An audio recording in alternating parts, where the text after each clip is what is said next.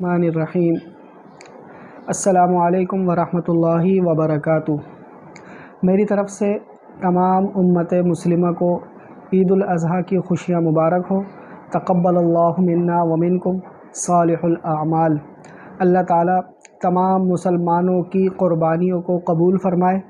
اللہ تعالیٰ جتنے بھی مسلمان حج پر گئے ہوئے ہیں تمام حاجیوں کے حج کو قبول فرمائے، ارکان حج کو قبول فرمائے۔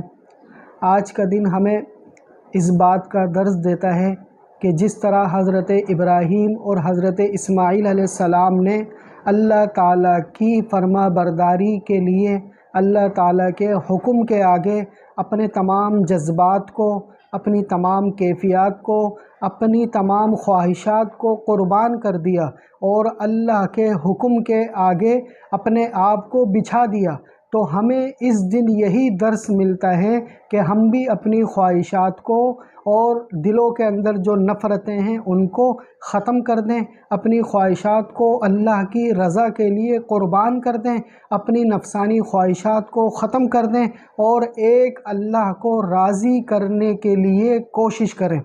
اللہ تعالیٰ تمام مسلمانوں کے اس دن کو قبول فرمائے۔ اللہ تعالیٰ تمام مسلمانوں کو اتحاد اتفاق نصیب فرمائے۔ اللہ تعالیٰ ہم سب کو مرتے دم تک حضور اکرم صلی اللہ علیہ وسلم کی سنت کے مطابق زندگی گزارنے کی توفیق عطا فرمائے۔ تقبل اللہ منا ومنکم صالح الاعمال۔ السلام علیکم ورحمۃ اللہ وبرکاتہ۔